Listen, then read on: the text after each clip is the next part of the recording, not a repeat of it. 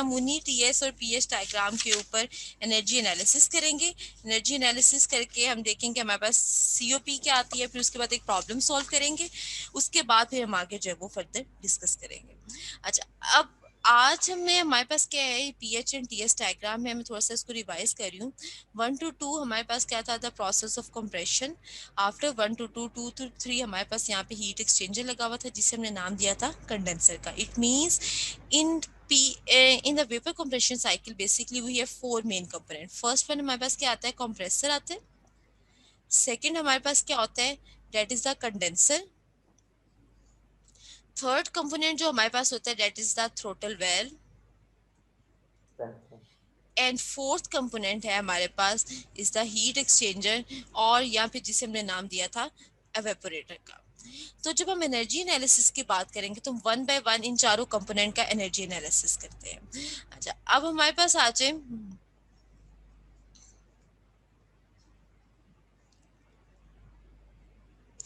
मैं आप लोगों को इसको बाद में रीड करना सिखाऊंगी चार्ट को। सबसे पहले मैं एनर्जी इक्वेशन हम ड्राइव करते हैं इसके लिए। So the energy equation we know that, general energy equation मैं लिखती हूँ, that is equal to H1 plus half mv square v1 square plus mg z1 plus q is equal to w plus h2 plus half mv2 square plus mgz2। ये हमारे पास क्या आ जाती है, that is the energy equation. ये हमने एक जनरल एनर्जी इक्वेशन जो है वो यहाँ पे लिखी है। अब जब हम साइकिल का, वेपर कंप्रेशन साइकिल का एनालिसिस कर रहे होते हैं तो हमारे पास कुछ assumptions होती हैं। वो assumptions क्या हैं, the assumptions are, first assumption क्या है कि flow is steady. It means with respect to time D by D T क्या है, equal to zero. Second assumption जो हम लेते हैं that is kinetic energy equal to zero, potential energy वो भी जीरो है through the control volume. Third assumption हमारे पास क्या आ जाती है, अच्छा, अब यहाँ पे आप इस एनर्जी इक्वेशन में जब पुट करते हो सारी वैल्यूज, काइनेटिक एनर्जी भी जीरो होगी हमारे पास और पोटेंशियल एनर्जी भी हमने जीरो कर दी। रिमेनिंग इक्वेशन हमारे पास क्या रह जाएगी, H1 plus Q is equal to W plus H2। तो can I write HW is equal to H2 minus, sorry, Q minus W is equal to H2 minus. अब ये मैंने जनरल इक्वेशन जो है वो ड्राइव कर लिया। अच्छा, अब अगर हम कंपोनेंट्स की तरफ आए तो हमारे पास सबसे पहले क्या है, कंप्रेसर है यहाँ पे लगा हुआ। कंप्रेसर के बाद हमारे पास यहाँ पे क्या आ जाता है, हीट एक्सचेंजर आ जाता है। हीट एक्सचेंजर के बाद हमारे पास क्या आ जाता है, थ्रोटल वेल्व आ जाता है। थ्रोटल वेल्व के बाद अगेन हमारे पास हीट एक्सचेंजर और ये हमारे पास आ जाता है। अब मैं इस प्रोसेस का नाम देती हूँ, let's say this process is 1 to 2, 1 से एंटर हो रहा है, 2 से लीव कर रहा है। This process 2 to 3, 3 to 4 and 4 to 1। अब कोरस्पॉन्डिंगली मैं इसका पीएच चार्ट यहाँ पे ड्रॉ कर लेती हूँ। हमारे पास सबसे पहले क्या आ जाता है यहाँ पे,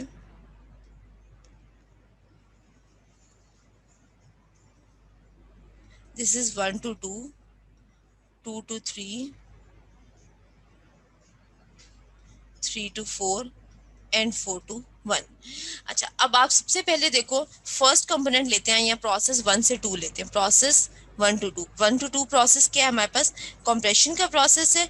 अब यहाँ पे आप अप्लाई करें, मेरे पास बेसिकली क्या रिक्वायर्ड होगा, जब कंप्रेशन होती है तो we have to provide some work input to the compressor. So can I write, we have to calculate the work of compression.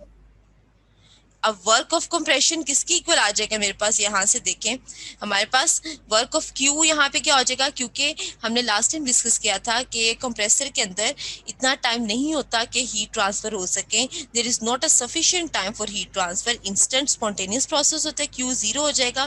तो मेरे पास यहाँ से डब्ल्यू इनपुट किसके इक्वल आ जाएगा, that will be equal to H2 minus H1, that is the work input. या आप मैम ये सिंपल, स्मॉल स्मॉल एच और कैपिटल एच में मैम फ़र्क है? जी, स्मॉल एच रिप्रेजेंट कर रहा है सिंपल इंथैल्पी को, और कैपिटल एच रिप्रेजेंट करता है इंथैल्पी, और स्मॉल एच होता है इंथैल्पी पर यूनिट में, स्पेसिफिक इंथैल्पी। क्लियर है ये पॉइंट सबको? अभी आप इस इक्वेशन को रहने दें।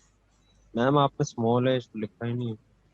जी जी मैम ये एज की समझ नहीं आई, स्मॉल एज और कैपिटल एज। बेटा, एच क्या है हमारे पास, किलो जॉल पर केजी इंटू केल्विन। इस इंथैल्पी को जब मैस से डिवाइड कर देते हैं तो हमारे पास ये क्या आ जाता है, स्मॉल एच आ जाता है, स्पेसिफिक इंथैल्पी आ जाती है, स्पेसिफिक इंथैल्पी है ये तो थर्मोडायनामिक्स में इतने सारे सब्जेक्ट्स में आप लोगों ने कहीं स्मॉल एच यूज नहीं किया। यस जी। Ma'am, yes. अच्छा, अब यहाँ पे देखिए, आपने इस इक्वेशन को मैंने वन का नाम दे दिया, इस इक्वेशन में क्यू जीरो पुट कर दें, ठीक है, तो मेरे पास वर्क इनपुट कितना आ जाता है, that will be equal to H two minus H one. क्योंकि वर्क इनपुट है, कंप्रेशन का वर्क है, तो मेरे पास वर्क यहाँ पे क्या आएगा, डेट विल बी नेगेटिव, क्योंकि work done on the system है, और work done on the system हम क्या लेते हैं, नेगेटिव लेते हैं। क्लियर है ये पॉइंट? Yes ma'am. जी मैम। चले अब नेक्स्ट आ जाते हैं, 1 से 2 प्रोसेस हमने डिस्कस किया, now moving toward the process 2 to 3। हाँ जी, अब 2 to 3 प्रोसेस देखें क्या है, that is the heat exchange through the condenser. Condenser. अब 2 to 3 जब हीट एक्सचेंज होगी थ्रू द कंडेंसर, तो काइनेटिक एनर्जी यहाँ पे क्या होगी, again equal to zero. Energy analysis जब करते हैं, पोटेंशियल एनर्जी भी हम अज्यूम करते हैं जीरो है, वर्क डन यहाँ पे क्या हो जाएगा, जीरो हो जाएगा, वर्क डन नहीं ना होगा क्योंकि हीट एक्सचेंज हो रही है हमारे पास सिंपल। तो इस इक्वेशन के अंदर जब वर्क डन जीरो है, तो क्यू किसके इक्वल आ जाएगा हमारे पास, Q will be equal to, H2 Q will minus B H। Equal to H three minus H two. Q will be equal to H three minus H to.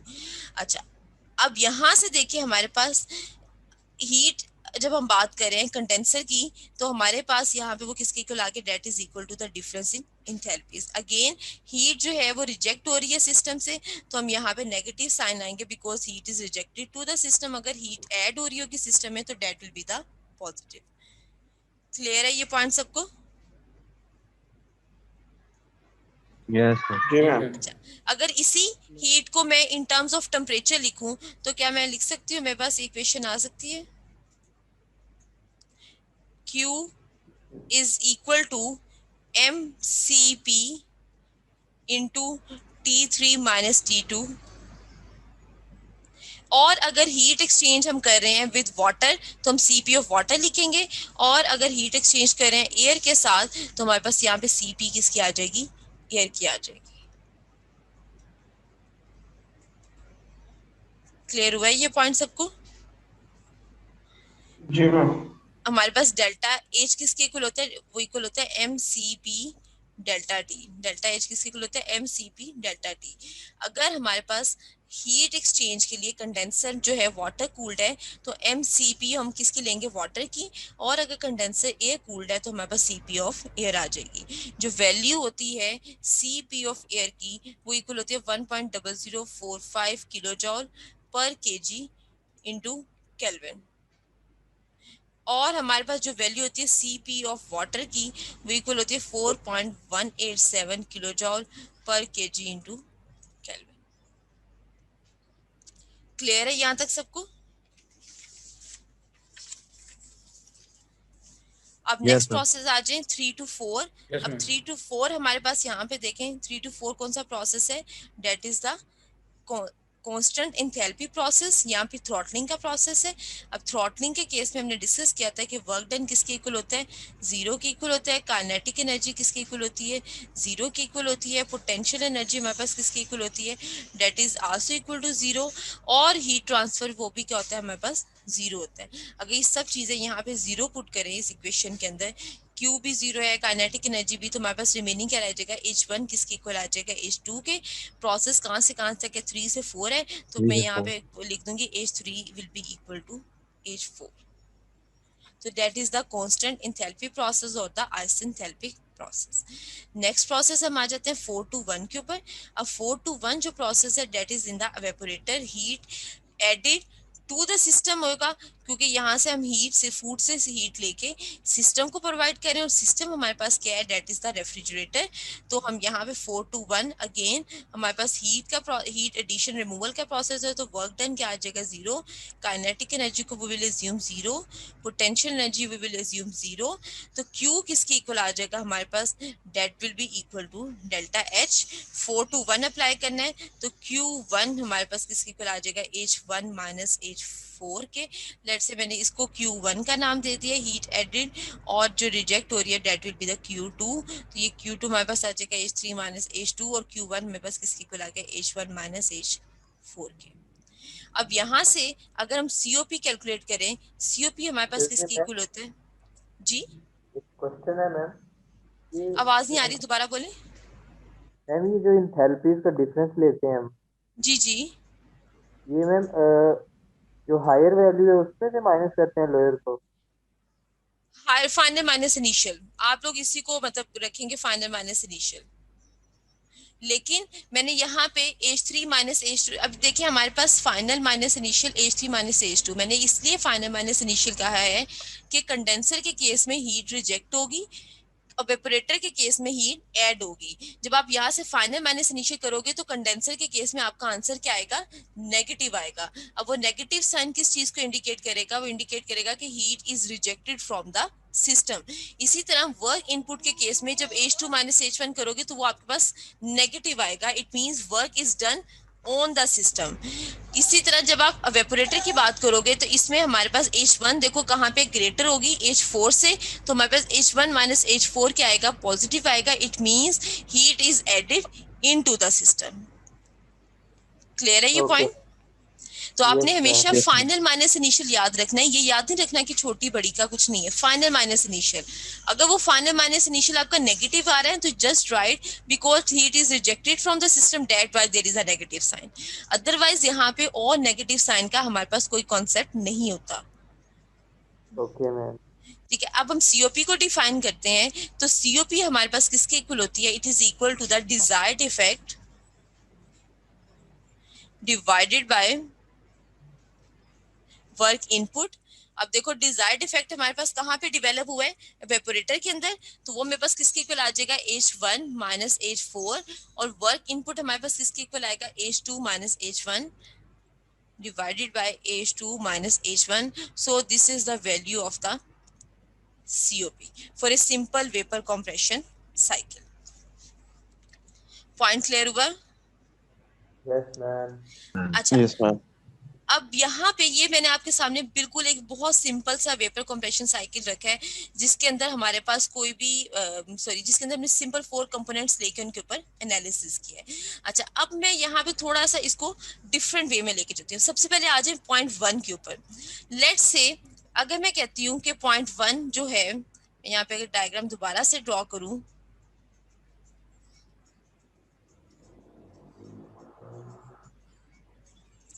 अब point 1 जो है वो यहाँ पे भी लाई कर सकता है, पॉइंट 1 जो है वो एग्जैक्टली इस कर्व के ऊपर हो सकता है, और पॉइंट 1 जो है वो कर्व से बिलो भी हो सकता है। हमारे पास इसकी डिफरेंट कंडीशंस हो सकती हैं। अच्छा, सबसे पहले बात करें पॉइंट 1 की। अब पॉइंट 1 मैंने आप लोगों को बताया कि हमें पॉइंट 1 की कंडीशन क्या है कि वो लिक्विड प्लस वेपर रीजन में हो सकता है। वो एग्जैक्टली फर्स्ट कंडीशन क्या हो सकती है, it can lies in liquid plus vapour region. Second क्या हो सकता है, it can lie on the saturated curve.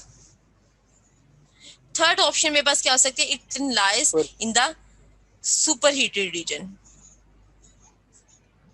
अच्छा, अब उस केस में हमारे पास अगर तो लाइन पॉइंट 1 जो है एग्जैक्टली सैचुरेटेड कर्व के ऊपर लाई कर रहा है, तो you can simple use the table. हमारे पास प्रॉपर्टी टेबल्स होते हैं एज वेल एज हमारे पास चार्ट है जिससे हम यहाँ से कैलकुलेट कर सकते हैं।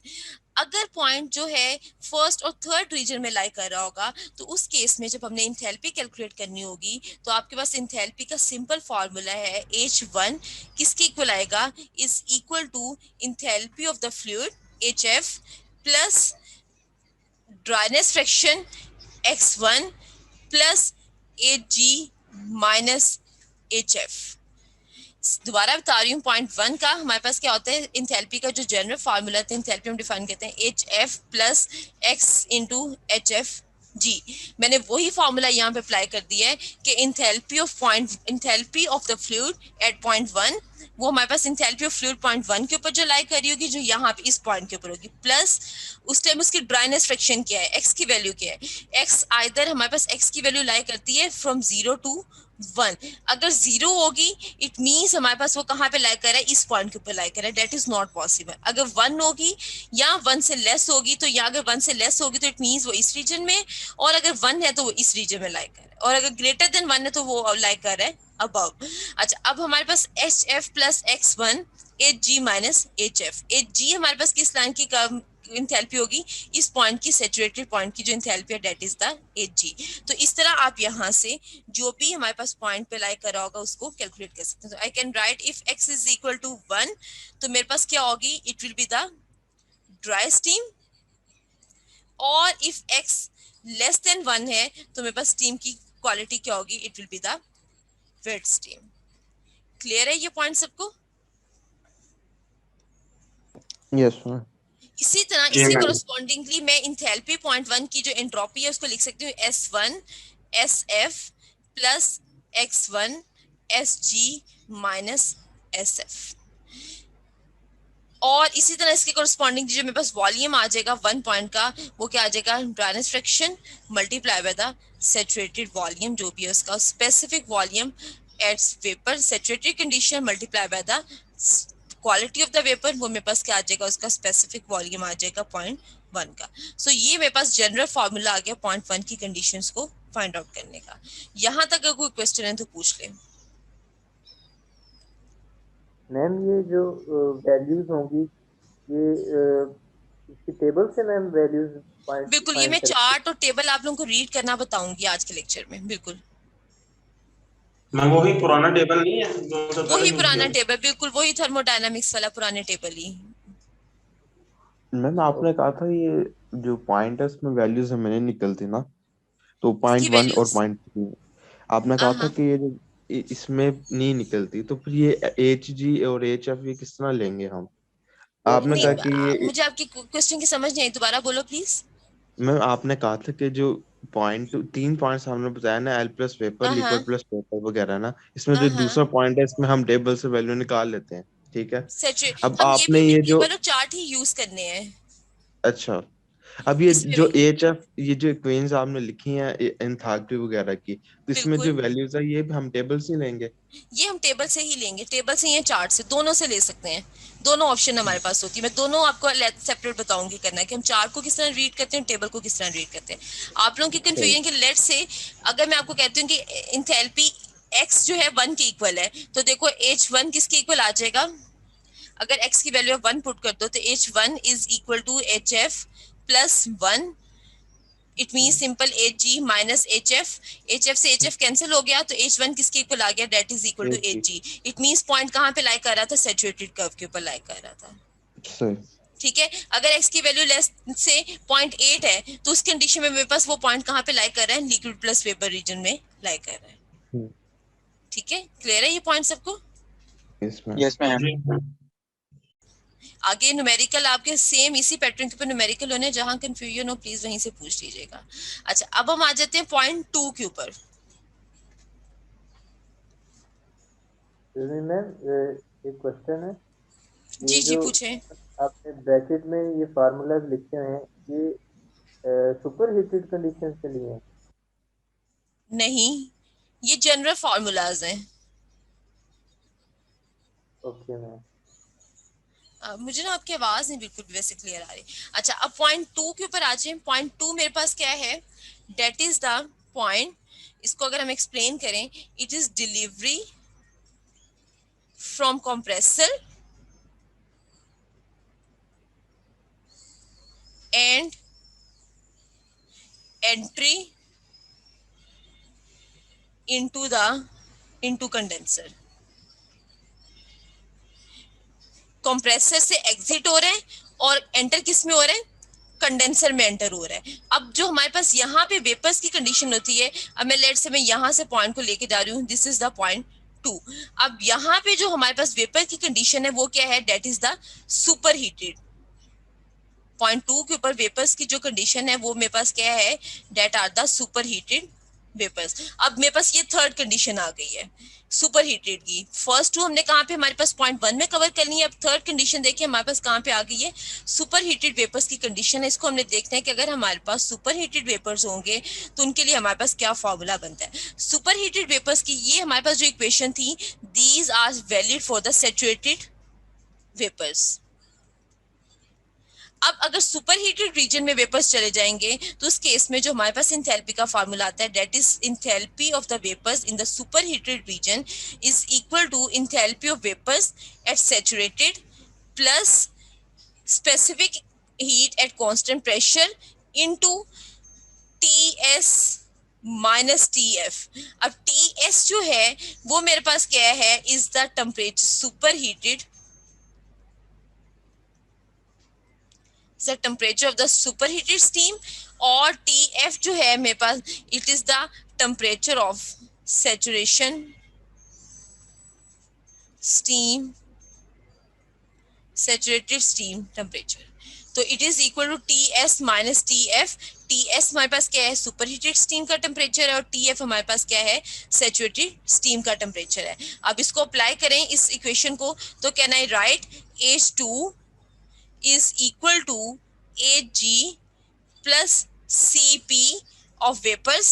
यहाँ पे आप इसका वेपर्स लिखते हैं, Cp of vapors। अब टेम्परेचर कहाँ से कहाँ तक होगा, अब पॉइंट 2 मेरे पास क्या है, इस पॉइंट 2 से लेके, हाँ जी मुझे बताओ सैचुरेटेड, इसको मैं जब यहाँ पे इस लाइन को यहाँ पे एक्सटेंड करती हूँ, let's I call this is point 2 dash, तो 2 क्या आ जाएगा, सुपर हीटेड स्टीम का टेम्परेचर, 2 डैश मेरे पास क्या आ जाएगा, सैचुरेशन टेम्परेचर आ जाएगा। तो can I right T2 minus T2 dash. Yes, clear है ma'am. क्लास, ये पॉइंट क्लियर हुआ है सबको। जी मैम। यस T2 मैम किसका ये टेम्परेचर, जी टी टू डैश जो आपने दी है, बिल्कुल, 2 डैश जो ये कौन सा पॉइंट होगा, ये 2 हमारे डैश पास जो कि सैचुरेटेड कर्व के ऊपर लाई कर रहा होगा, कंडेंसर में एंटर होते हुए, देखो ना ये कर्व यहाँ से स्टार्ट हुई लाइन, यहाँ पे ना ये कंडेंसर के अंदर चली गई है। अब कंडेंसर के अंदर जाते हुए जब ये curve line super heated region को टच करेगी, उस पॉइंट का जो टेम्परेचर है सैचुरेटेड लाइन को सॉरी जब टच करेगी, तो जो सैचुरेशन टेम्परेचर है उसको वो क्या 2 डैश है। Okay ma'am.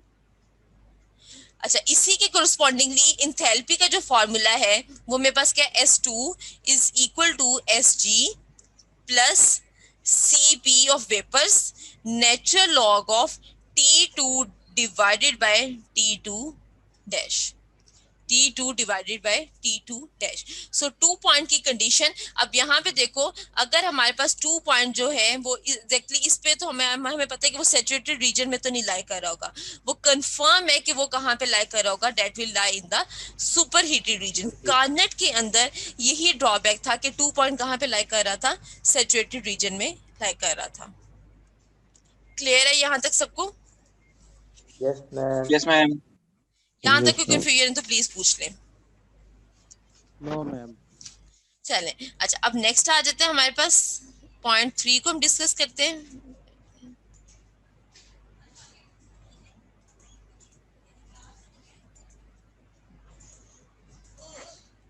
अच्छा अब आ जाए पॉइंट,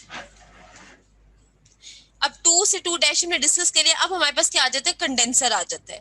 अब कंडेंसर में हमारे पास क्या है, कंडीशन है कि कंडेंसर से जो वेपोरेट कंडेंसर से जो लिक्विड लीव कर रहा है वो किस रीजन में लाई कर सकते हैं, या तो लिक्विड प्लस वेपर रीजन में लाई कर सकते हैं, या फिर एग्जैक्टली इस सैचुरेटेड कर्व के ऊपर लाई कर सकते हैं, या फिर बिलो द सैचुरेटेड कर्व जो है sorry above the saturated curve जो है वो लाई कर सकते हैं। अब देखो, अब हम इस पॉइंट 3 को डिस्कस करते हैं।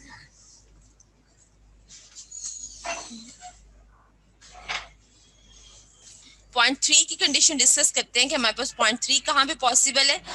तो पॉइंट 3 बेसिकली क्या है,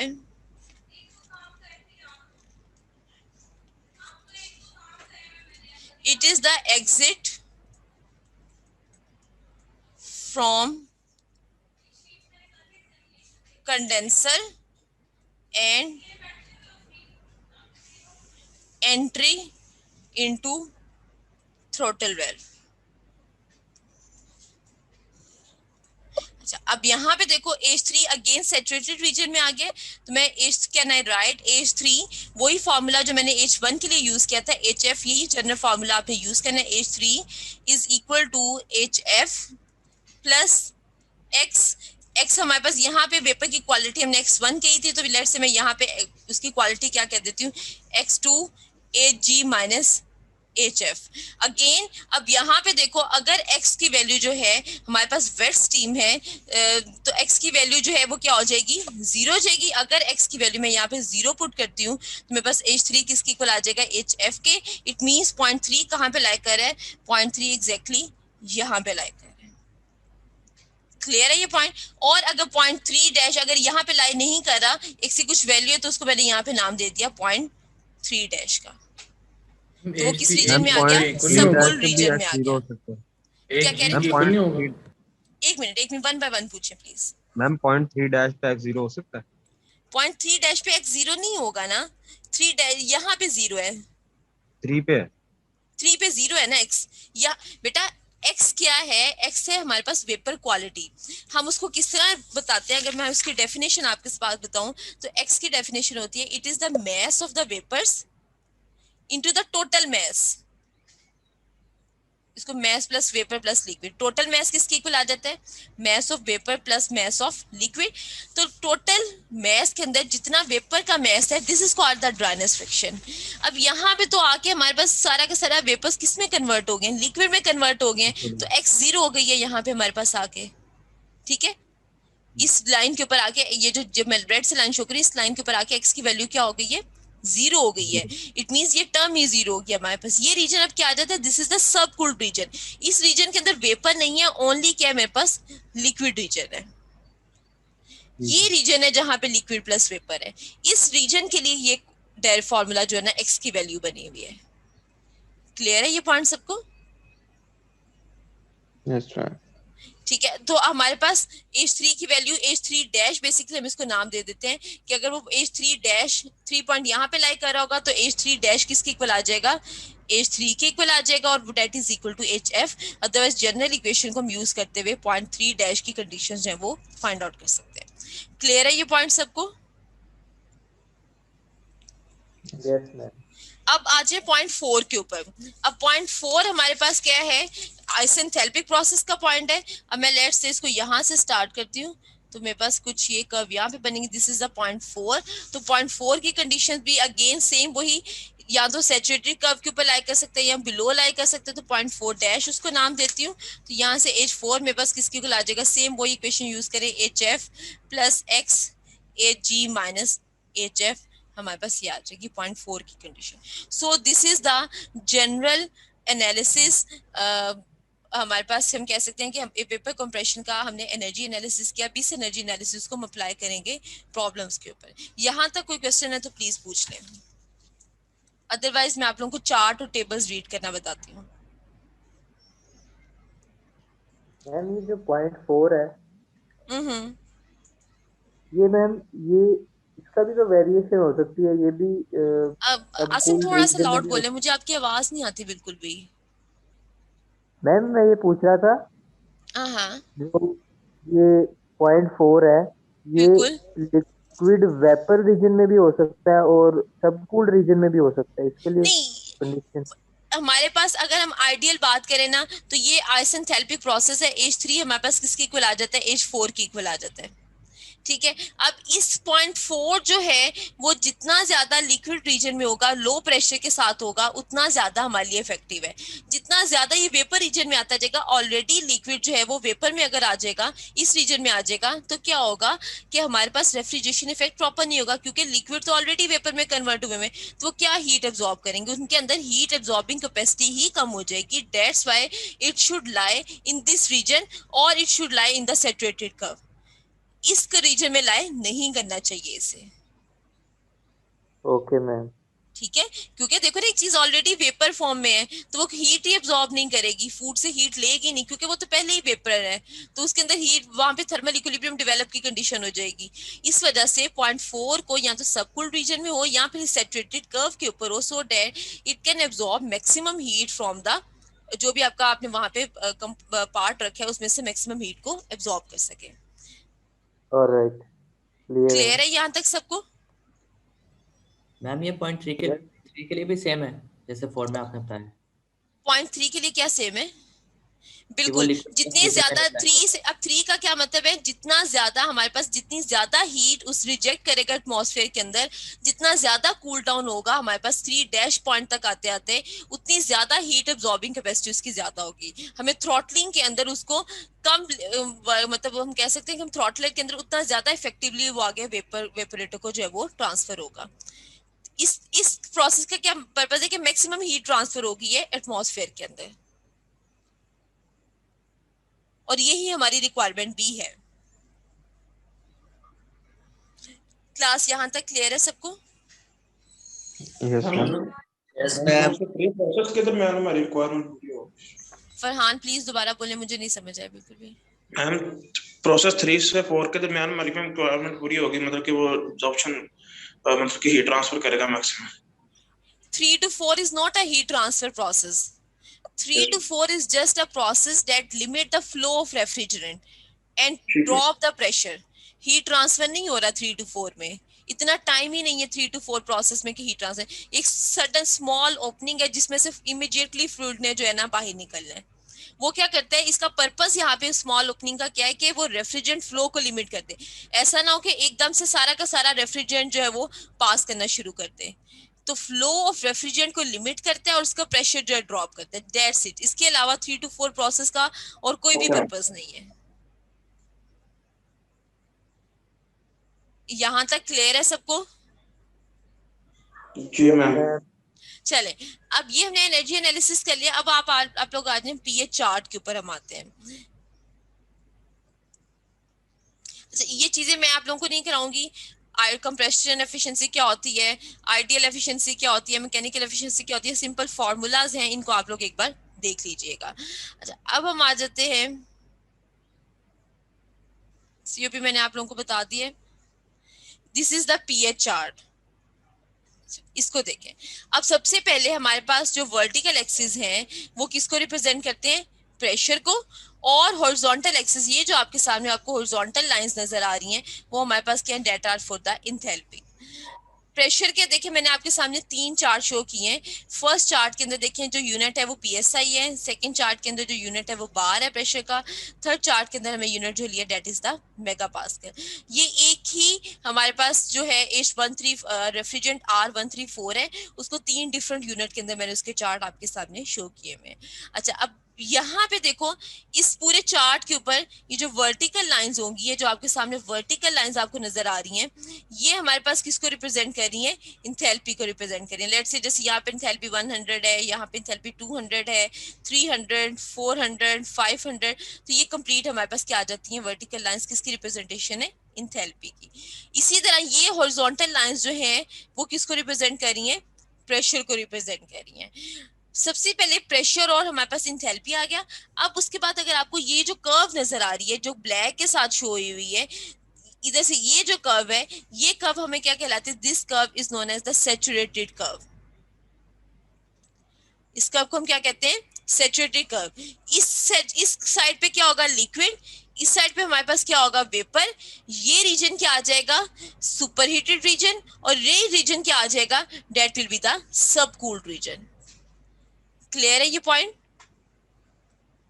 मैडम वो आपका कर्सर भी रेडी है, वो समटाइम ना मिस हो जाता है। अच्छा, ठीक है, मैं ब्लू कर देती हूँ। नहीं, ब्लू भी नहीं, बल्कि हम इसको ब्लैक कर दें मैम, ब्लैक में भी बेस्ट रहेगा। चले, अब आ जाए। अब ये देखिए हमारे पास, मैंने बताया ये वर्टिकल लाइंस किसको रिप्रेजेंट कर रही हैं, इंथैल्पी को। बिल्कुल, जो वर्टिकल लाइंस हैं ये आपके सामने। ये हॉरिजॉन्टल लाइन किसको रिप्रेजेंट कर रही है, ये जो पॉइंटर की मूवमेंट के साथ हॉरिजॉन्टल लाइन है, ये किसको रिप्रेजेंट कर रही है, प्रेशर को। अब ये जो ब्लैक कलर की आपको कर्व है, ये जो पॉइंटर के लोग यहाँ पे ये जो मैं मूव कर रही हूँ, ये कर्व जो आपको नजर आ रही है, this is the saturated liquid curve. Liquid से आता है तो ये कर्व जहां पे पॉइंटर मूव कर रहा है, this is the saturated vapour curve. ये रीजन जो है, this region is the super heated region, this region is the subcooled region. अब क्लियर है यहाँ तक सबको? Yes ma'am. अच्छा, अब आपने प्रेशर इंथैल्पी हमने सैचुरेटेड रीजन को आइडेंटिफाई कर लिया। अब देखें, अब आपको ये ग्रीन कलर की जो कर्व नजर आ रही है, ये ग्रीन कलर की कर्व नजर आ रही है आपको, जिसके अंदर लिखा हुआ है 0.9, 0.8, जी 0.7। मैम। ये जो कर्व है आपके सामने जिसके अंदर ये लिखा हुआ है, दिस इज फॉर द, हमारे पास क्या है, ये इंडिकेट कर रही है वेपर क्वालिटी को। ये किस चीज की इंडिकेशन है हमारे पास? Vapour quality. क्वालिटी की इंडिकेशन है कि हमारे पास यहाँ पे उसकी क्वालिटी कितनी है। अच्छा, इसको ये देखें यहाँ पे, सॉरी यहाँ पे देखें उसने साथ में की दी हुई है, जो ग्रीन है वो सॉरी स्पेसिफिक वॉल्यूम को इंडिकेट कर रहा है। ये जो ग्रीन कलर की आपके सामने कर्व नजर आ रही है वो इंडिकेट कर रही है स्पेसिफिक वॉल्यूम। उसके कोरस्पॉन्डिंगली ये देखें ग्रीन कलर से वैल्यू आगे मेंशन है। ये कर्व जहां पे एंड होती है उसके एंड पे वैल्यू मेंशन है 0.02 मीटर क्यूब पर केजी, 0.05 मीटर क्यूब पर केजी, 0.1 मीटर क्यूब पर केजी, ये 0.2 मीटर क्यूब पर केजी। तो ये ग्रीन कलर की कर्व जो है ये किसको इंडिकेट कर रही है? स्पेसिफिक वॉल्यूम को इंडिकेट कर रही है। क्लियर हुआ है ये पॉइंट?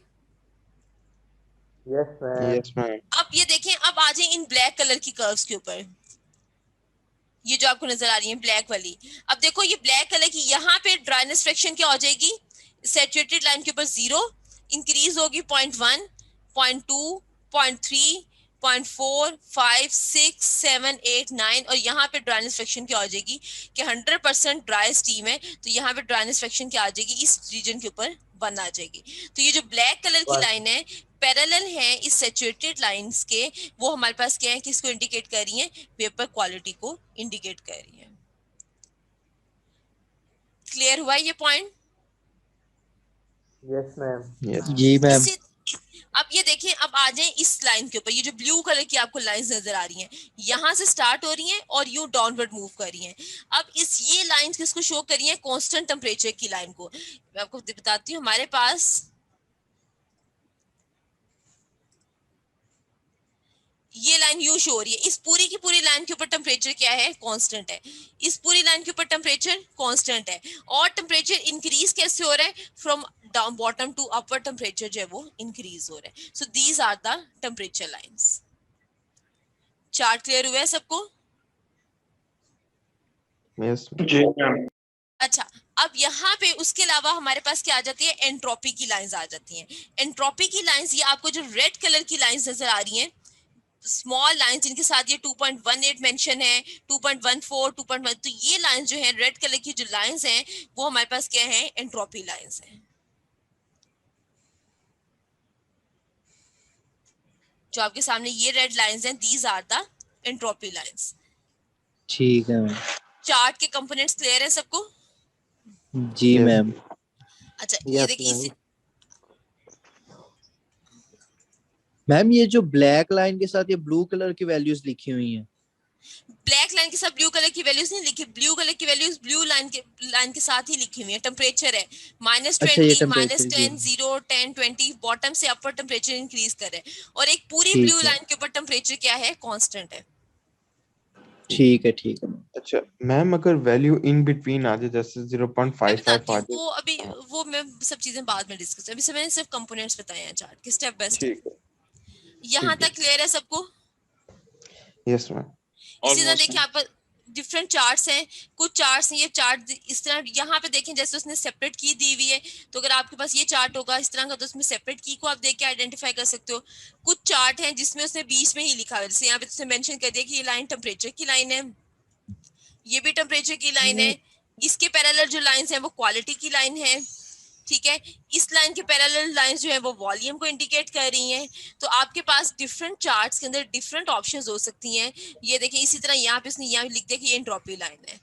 एक से हमारे पास इस तरह चार्ट की रिप्रेजेंटेशन हो सकती है, एक चार्ट की रिप्रेजेंटेशन में सेपरेट की हो सकती है, एक चार्ट की रिप्रेजेंटेशन यहाँ पे भी देखिए उसने विद इन द चार्ट जो है वो सब कुछ मेंशन किया हुआ है। इंस्टेड उसने यूनिट भी बिल्कुल साथ ही मेंशन करती हैं। इस चार्ट में उसने यूनिट जो है वो सेपरेट यूनिट बताए ही नहीं थे, और इस चार्ट में उसने साथ ही यूनिट जो है वो भी डिस्क्राइब करती हैं। तो ये सब चीजें जो है डिफरेंट चार्ट्स के अंदर वेरी कर सकती है। हमारे पास डिफरेंट टाइप के चार्ट्स हैं वो अवेलेबल है। यहाँ तक सबको क्लियर है? यस। उसके अलावा हमारे पास जो डिफरेंट चार्ट्स हैं, क्योंकि मैम ये चार्ट्स डिफरेंट देख के डर लग रहा है। डिफरेंट रिसर्चर्स ने डेवलप किए हुए हैं, तो वो जो रिसर्च वैल्यूज जो हैं वो डिफरेंशिएट करती हैं 10, 20, 30, इवन 40, 50 का भी डिफरेंस आ रहा होता है डिफरेंट चार्ट्स के अंदर। तो पेपर के अंदर आप जो भी चार्ट यूज करें, लेट्स से आपने R134 का चार्ट नेट से उठाया है, तो आपने क्या करना है, उसके ऊपर लाइंस ड्रॉ करके वो चार्ट अपना साथ में अटैच कर देना है एज अ रेफरेंस। आप कोई भी चार्ट रेफरेंस में यूज कर सकते हैं, लेकिन आपने वो चार्ट साथ उसके ऊपर ड्रॉ करके प्रॉपर पीएच डायग्राम वो चार्ट साथ में अटैच कर देना है। क्लियर है क्लास? मैम इस चीज की समझ नहीं आई मैम ये दोबारा। वाला पॉइंट दोबारा बता दें। मैं कह रही हूँ कि आपके पास इंटरनेट के ऊपर जैसे देखिए मैंने आपके सामने 3 चार्ट शो किए हैं, जी मैम। एक ही रेफ्रिजरेंट के 134A के। आपने इंटरनेट से कोई भी चार्ट उठा लिया, लेट्स से आप कहते हो कि एक स्टूडेंट कहता है मैंने ये चार्ट उठाया है, तो आपने क्या करना है, इस चार्ट के ऊपर जो भी आपकी पीएच डायग्राम बनती है, लेट्स से मेरी इस चार्ट के ऊपर कुछ इस तरह पीएच डायग्राम बनती है, मेरे जो मैं आपको ये ड्रॉ करना सिखाऊंगी चार्ट के ऊपर, मैंने इस तरह ड्रॉ की। ड्रॉ करने के बाद मैंने 1, 2, 3, 4 अपने नंबर की, और ये चार्ट आपने पेपर के साथ अटैच कर देना है। Okay ma'am. Okay ma'am. ठीक है यहाँ तक क्लियर है सबको? Yes ma'am. चले अब मैं जी आपको मैम। मैम पेपर में अवेलेबल हो, जी पेपर में ये अवेलेबल होगा चार्ट? पेपर में आपके मैं भी दे दूंगी आप लोगों को, अदरवाइज आप लोग खुद भी नेट से डाउनलोड कर सकते हैं। अच्छा अब मैं आपको दिखाती हूँ कि हमारे पास मैम ऑनलाइन पेपर होने हैं क्या? नहीं बेटा ऑनलाइन पेपर नहीं नहीं यार, कैंपस में होने हैं। कैंपस में मैम होने कह हैं, रही थी ना डाउनलोड कर लेना, तो मैंने कहा शायद। है। एक मिनट मैंने प्रिंट डाउनलोड करना है किया और तो मैम ने क्लास, एक मिनट प्लीज, एक मिनट आवाज नहीं आई, एक मिनट। मैंने प्रॉपर्टी टेबल डाउनलोड किया था, मुझे देखने दें।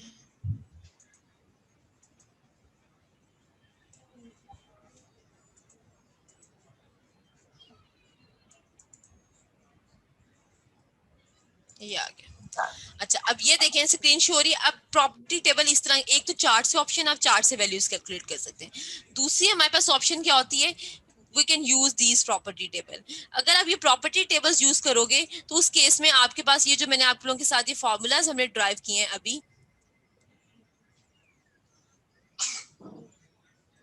ये जो हमने H1 ये जो फॉर्मूलाज ड्राइव किए हैं, इनको यूज करते हुए और चार्ट को यूज करते हुए हम ये कैलकुलेट कर सकते हैं। हाँ अगर आप ये वाला पी सिंपल चार्ट यूज करते हो तो उस केस में आपको इन फॉर्मूलाज की रिक्वायरमेंट नहीं होती है, चार्ट से डायरेक्टली वैल्यूज जो है वो फाइंड आउट कर सकते हो। तो चार्ट का फायदा है कि इसमें आपने कोई भी फॉर्मूला यूज नहीं करना, आपने सिंपल यहाँ पे मार्क करते जाना और वैल्यूज को रीड करते रहना। अब मैं सेकंड आपको न्यूमेरिकल का मेथड बता रही हूँ, that how we can use these property table. Again आपके पास ये रेफ्रिजरेंट R134 का प्रॉपर्टी टेबल है। मुझे लगता है इसमें अब लिखने की ऑप्शन नहीं होगी आई गेस। होती है वो मैम पीडीएफ पीडीएफ में। होती है, लेकिन होती है। वो ऊपर है मैम राइट साइड पे। ठीक है। अच्छा अब देखिए हमारे पास सबसे पहले रेफ्रिजरेंट R134 है, आपके सामने जो टेबल मेंशन है उसने लिखा है टेम्परेचर टेबल। इट मींस जब आप टेम्परेचर टेबल को यूज कर रहे होगे तो आपने टेम्परेचर को रेफरेंस लेते हुए बाकी वैल्यूज देखनी है। इसी तरह अगर आपके पास एक और टेबल आता है R1, that is the pressure table. अगर आपके पास न्यूमेरिकल में रेफरेंस में प्रेशर गिवन है तो उस केस में आप प्रेशर टेबल को यूज करोगे। लेट्स से आपको कहते हैं condenser pressure this and evaporator pressure this, तो आप प्रेशर टेबल से वैल्यू लोगे। अगर वो आपको टेम्परेचर बता देते हैं तो आप फिर आप टेम्परेचर टेबल से वैल्यूज लोगे। अच्छा अब देखो लेट्स से मैंने एक टेम्परेचर लिया 12 डिग्री सेल्सियस के, कॉरस्पॉन्डिंगली उसका सैचुरेटेड प्रेशर आ जाएगा। ये सैचुरेटेड प्रॉपर्टीज है। ये उसका सैचुरेटेड वॉल्यूम आ जाएगा लिक्विड का, ये सैचुरेटेड वॉल्यूम आ जाएगा वेपर्स का, ये सैचुरेटेड हमारे पास क्या आ जाएगी, इंटरनल एनर्जी आ जाएगी लिक्विड की, ये इंटरनल एनर्जी आ जाएगी वेपर्स की। देन हमारे पास 3 इंथैल्पीज हैं, HF है, HFG है और HG है। HF जो है वो इंथैल्पी है लिक्विड की, HFG है enthalpy of liquid plus vapour, और HG जो है वो इंथैल्पी है हमारे पास वेपर्स की। इसी तरह एंट्रोपी हमारे पास SF और SG आ जाती है। SF the entropy of the liquid and SG stand entropy of the vapours. अच्छा ये हमारे पास सैचुरेटेड प्रॉपर्टीज आ गई। अगर जो है पॉइंट सुपर हीटेड रीजन में लाई कर रहा है तो उस केस में आपने ऊपर से देखना है कि कहाँ पे सुपर हीटेड मेंशन है, फिर आपने सुपर हीटेड रेफ्रिजरेंट का जो है वो टेबल यूज करना है। अब यहाँ पे देखिए सुपर हीटेड मेंशन है। अब लेट्स से आपके पास टेम्परेचर वो आपको बता देता है कि आपका प्रेशर जो है उसका ये है 0.06 मेगापास्कल, सैचुरेटेड टेम्परेचर उसका ये है, तो कोरस्पॉन्डिंगली आपने उसकी सुपर हीटेड प्रॉपर्टीज जो है वो कैलकुलेट कर लेनी है। तो ये कांस्टेंट प्रेशर के ऊपर हमारे पास ये डिफरेंट उसके टेम्परेचर्स आ रहे हैं। लेट्स से अगर हम प्रेशर 0.06 का रखते हैं तो उसके कोरस्पॉन्डिंगली हमारे पास उसके सैचुरेटेड टेम्परेचर और उसके यहाँ पे आपके पास प्रॉपर्टीज जो है वो आ जाएंगे। ये उसकी इंथैल्पी आ जाएगी, entropy, internal energy, volume and temperature. So this table is for the super heated refrigerant. और अगर हमारे पास पॉइंट जो सैचुरेटेड में लाइक करें तो उस केस में हम ये पॉइंट टेबल इस तरह यूज करेंगे। यहाँ तक कोई क्वेश्चन है तो प्लीज पूछ ले, अदरवाइज फिर मैं आपको एक प्रॉब्लम करवाती हूँ। मैम वो उस ग्राफ से हम प्रॉब्लम करवा दें मैं। हाँ, ग्राफ से भी कराऊंगी, टेबल से, दोनों से, प्रॉब्लम दोनों से करवाऊंगी। Okay thank you. चले अब आ जाए प्रॉब्लम जी।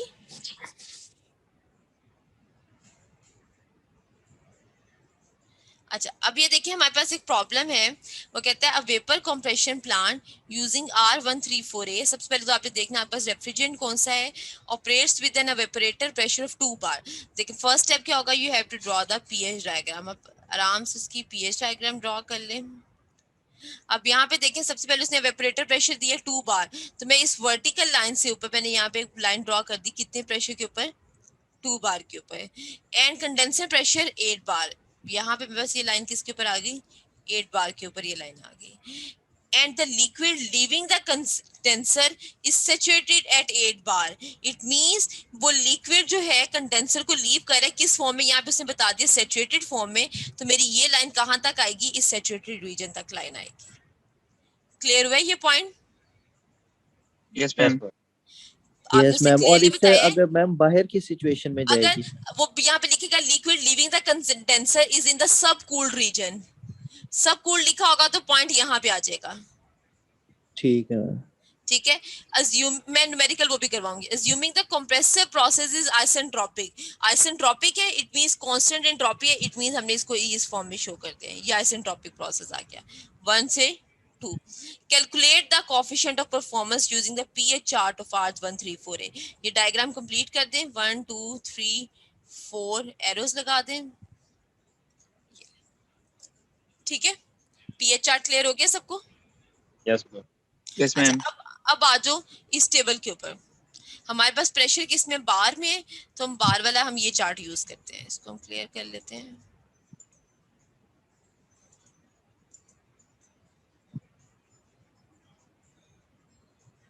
अच्छा, अब सबसे पहले आपने इस पीएच चार्ट के ऊपर 2 चीजें देखनी है। आपके पास क्या गिवन है, कंडेंसर प्रेशर था 8 बार का, और एवेपोरेटर प्रेशर कितना था, 2 2 बार बार। का।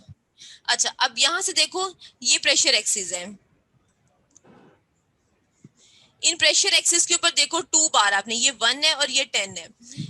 1 2 3 4 5 6 7 8 9 10।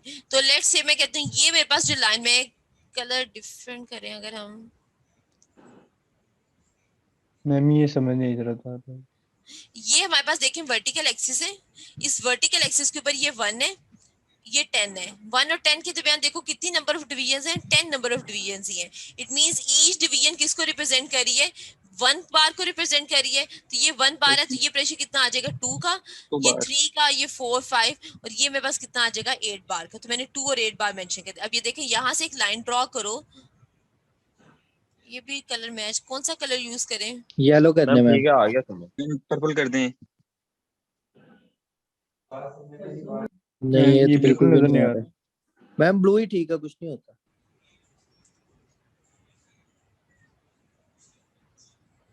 ये देखिए ये लाइन मैंने किसकी ड्रॉ कर दी, 2 बार प्रेशर की, और ये लाइन मैंने ड्रॉ कर दी मैम 9 पे 8 बार चले गई प्रेशर हैं, की। जी 9 पे चले गई हैं। अच्छा, चले, वो आपको बात तो समझ आ गई है मैंने क्या कहा। जी 2 मैम। और 8 बार यस। मैंने हमने प्रेशर की लाइंस ड्रॉ कर दी। पहला स्टेप ये हो गया। सेकंड स्टेप आपके पास क्या है, वो कहता है अब यहाँ से देखो आपके पास ये पॉइंट 1 आ गया।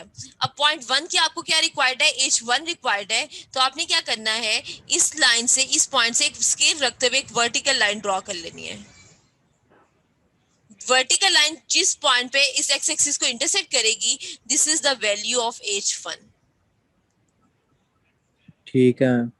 ठीक है, वो हमारे पास क्या आ ठीक गई, है। H1 की वैल्यू आ गई। इस H1 की वैल्यू से आपके पास नेक्स्ट प्रोसेस की कंडीशन क्या थी कि S1 equal to S2 isentropic process है। तो ये जो लाइंस ये आपको रेड कलर की नजर, जी वर्टिकल लाइन कहाँ ड्रॉ करनी है? वर्टिकल लाइन इस एक्स एक्सिस के ऊपर ना, जहां पे इस सैचुरेटेड लाइन से एक स्केल रखते हुए एक वर्टिकल लाइन ड्रॉप डाउन करनी है जो कि इस एक्स एक्सिस को इंटरसेप्ट करेगी, और जिस पॉइंट के ऊपर इंटरसेप्ट करेगी वो किसकी वैल्यू होगी, H1 की वैल्यू होगी। क्लियर है आप ये पॉइंट?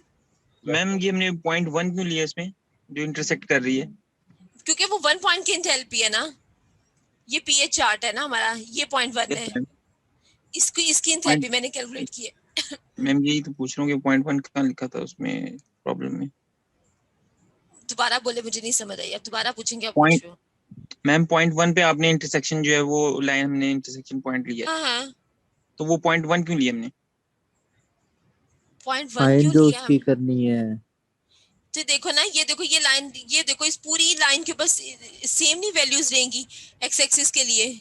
मैम Yes, उसका ma'am. क्वेश्चन मैं आपको बताता हूँ। वो कह रहा है कि हमने पॉइंट 1 को इंटरसेक्ट क्यों किया है, मतलब फॉर एग्जांपल यहाँ पे अगर क्योंकि 2 वो नहीं एक्स एक्सिस, हुआ जिस तरह। बेटा वो एक्स एक्सिस, ये एंथैल्पी का एंथैल्पी एक्सिस एक्स एक्सिस थे ना, तो एक्स एक्सिस से वैल्यू लेने के लिए हमने पॉइंट 1 को एक्स एक्सिस तक लेके आए हैं, और जहां पे इंटरसेप्ट करेगा वो वैल्यू किसकी आएगी, H1 की आएगी। नहीं मैम क्योंकि पॉइंट 2 स्टार्ट क्यों है नहीं ना। लिया हमने? पॉइंट 2 क्यों नहीं लिया? पॉइंट 2 तो अभी वो बाद में है, पहले पॉइंट 1 पहले कैलकुलेट point- करेंगे तो पॉइंट 2 लेंगे ना। Okay ma'am, okay common sense है, पॉइंट 1 कैलकुलेट करोगे तो पॉइंट 2 लोगे ना। Okay Yes, ma'am, ma'am. Got it. अच्छा, अब पॉइंट 1 के बाद देखो यहाँ पे हमने लेट से ये पॉइंट 1 हमने हमारे पास आ गया। पॉइंट 1 के बाद हमने किसके ऊपर जाना है, पॉइंट 2 के ऊपर जाना है। पॉइंट 2 की कंडीशन क्या है कि आइसेंट्रोपिक प्रोसेस है। तो पॉइंट 1 जहां पे इस सैचुरेटेड लाइन को इंटरसेक्ट कर रहा है, आपने क्या करना है, पॉइंट 1 जो है जहां पे इंटरसेक्ट कर रहा है, वहां से ये जो रेड कलर की आपको लाइंस शो हो रही हैं, these are the constant entropy line. यहां से जो नियरेस्ट कांस्टेंट एंट्रोपी लाइन है उसके साथ पैरेलल मूव करना है। लेट्स से मैं कहती हूँ यहाँ से ये लाइन जो है दैट इज द नियरेस्ट, कहां तक मूव करना है, प्रेशर लाइन, कंडेंसर प्रेशर तक मूव करना है, और वो कंडेंसर प्रेशर को जिस पॉइंट पे इंटरसेप्ट करेगी that is the point number 2। Ma'am हमने कौन सी रेड लाइन लेनी है? मैं नीरज? दोबारा बताती हूँ, पॉइंट 1 सबको क्लियर है? जी मैम। पॉइंट 1 के बाद हमारे पास सेकंड कंडीशन क्या थी कि आइसेंट्रोपिक प्रोसेस है। तो आइसेंट्रोपिक प्रोसेस का क्या मतलब है कि एंट्रोपिक कांस्टेंट है। तो आपने क्या करना है, इस पॉइंट 1 से जहां पे सैचुरेटेड लाइन को वो इंटरसेक्ट कर रहा है, ये जो रेड कलर की आपको लाइंस नजर आ रही हैं, these are the constant entropy line. जो नियरेस्ट कांस्टेंट एंट्रोपी लाइन है उसके ऊपर मूव करना है आपने, इस डायरेक्शन में, जिस डायरेक्शन में ये पॉइंटर मूव कर रहा है।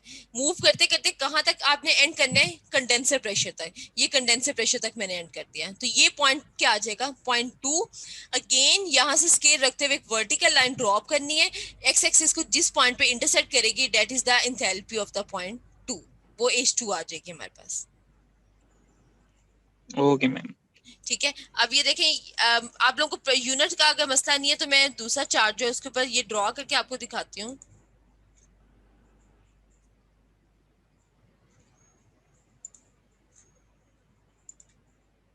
अच्छा ये मैम देखो, इसमें लेट्स तो चांसेस काफी ज्यादा होंगे एरर। नहीं, इतने भी ज्यादा नहीं है। लाइक अच्छा, जो प्रॉपर टेबल है उससे हमें काफी रिफाइंड आंसर मिलता था। चले आपको लास्ट मैं टाइम दोनों मेथड्स बता रही हूँ ना, दोनों मेथड्स आप यूज कर सकते हैं। वो स्पेसिफाई करेगा तो आपने फिर उसी मेथड से करना है। अच्छा लेट्स से आप समझ लें जी, ये हमारे पास क्या है, 2 बार है, और ये मेरे पास क्या है, 8 बार है। सबसे पहले मैंने 2 बार के ऊपर ये लाइन ड्रॉ की, ये मैंने 8 बार के ऊपर लाइन ड्रॉ की। ठीक है, ये जहां पे ये लाइन जो हमारे पास आ रही है सैचुरेटेड लाइन, ये पॉइंट 1 आ गया। पॉइंट 1 से स्केल रखते हुए मैंने वर्टिकल लाइन ड्रॉप की, तो मेरे पास क्या आ गया, H1 आ गया। अब इस H1 के साथ these are the constant entropy line, इस कांस्टेंट एंट्रोपी लाइन के साथ साथ मैंने मूव करना है। अब ये कांस्टेंट एंट्रोपी लाइन इस एक्स एक्सिस की लाइन को जहां पे इंटरसेप्ट करेगी, सॉरी इस कंडेंसर प्रेशर को जहां पे इंटरसेप्ट करेगी, that will be the point 2। Parallel move करना है नियरेस्ट, ऐसे ये पॉइंट 2 आ जाएगा। पॉइंट 2 से अगेन आपने स्केल रखते हुए वर्टिकल लाइन ड्रॉप करनी है, जो एंथैल्पी आएगी correspondingly that will be the H2 point. Clear हुआ ये मैम पॉइंट? अगर यहाँ वो तक किसी 2 पॉइंट्स के दरमियान में आए तो कोई बात नहीं, आप उसको पैरेलल ले लें, कैलकुलेट कर लें। जैसे यहाँ पे देखो, लेट से आप कहते हो कि जो एंट्रोपी है ना, ये हमारे पास कांस्टेंट एंट्रोपी की लाइन है, S.30 है, 0.32 ठीक है, है लाइन यहाँ पे आ रही है, तो इसके दरमियान अप्रोक्सीमेट कर लो आप, लेट से वो 0.31 आ गया, 0.312 आ गया, अप्रोक्सीमेशन है ना यहाँ पे हमारे पास। नहीं नहीं मैम, ये जो हम लोगों ने नीचे इंथाल्पी कैलकुलेट किया, मैं इसका वो कह रहा सिमिलरली था। इंथैल्पी के लिए भी ऐसे ही है। अब लेट से इंथैल्पी जो है वो यहाँ पे कहीं आ रही है, ठीक है। अब मुझे पता है ये 60 और ये 100 है, तो 60, दरमियान वाला 70, पॉइंट 80, 90, 100, तो इट मींस ये 60 और 70 के इन बिटवीन है, तो मैं देखूंगी 60 70 के इन बिटवीन है, या 70 से ज्यादा अप्रोक्सीमेट है, या 60 के ज्यादा करीब है। 65 से, अब एंड सेंटर में तो 65 ले लेंगे, अदरवाइज 67 68 हम उसको अप्रोक्सीमेट वहां पे कर लेंगे। ठीक हो गया मैम, इसलिए आप उस दिन कह रहे थे चीटिंग का इसमें इम्कान नहीं है। चीटिंग के मैम ये इम्कान, पॉइंट दोबारा बता दें। पॉइंट 2 दोबारा बता दूं। ये देखो, पॉइंट 2 की कंडीशन थी कि प्रोसेस क्या है, आइसेंट्रोपिक है, S1 इक्वल टू S2 है, मींस इस लाइन, पूरी लाइन के ऊपर ना यू लाइन जा रही है ना, इस पूरी लाइन के ऊपर एंट्रोपी कांस्टेंट है, तो मैंने क्या मैम करना ये है, पॉइंट ये जो नीचे आपने बताया 60 और 70, ये वाला बता दें। ये वाला कि अगर इन बिटवीन वैल्यू आती है तो जी जी। मैं कह रही हूँ कि लेट से ये देखो ना, मेरे पास ये 60 लिखा हुआ है, ये 70 लिखा हुआ है। अब 60 और 70 में यहाँ पे 10 स्मॉल कॉलम्स हैं। अब मेरे पास अगर लेट से वैल्यू जो है वो सेंटर में है, तो मैंने 65 ले लिया। अगर वो सेंटर से राइट की तरफ ज्यादा है तो आप 67 68 में की तरफ चले जाओगे, अगर वो इस तरफ ज्यादा है तो आप 62 63 की तरफ चले जाओगे। सिंपल मैथ है ना। ओके अच्छा, पॉइंट 2 क्लियर है सबको? जी मैम। अब पॉइंट 2 से हमने किसकी तरफ आना है, पॉइंट 3 की तरफ आना है।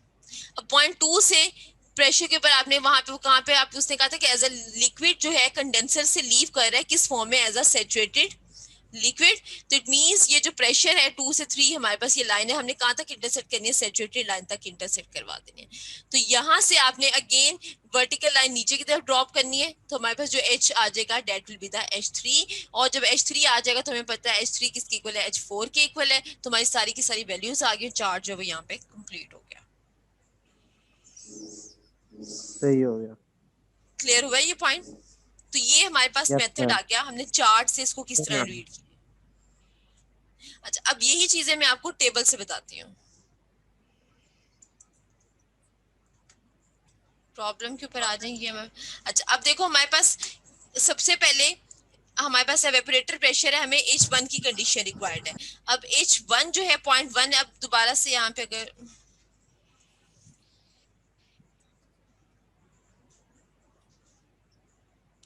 वन टू थ्री फोर, अब H1 आपने फाइंड आउट करना है। H1 किसके इक्वल होगा, Hg के।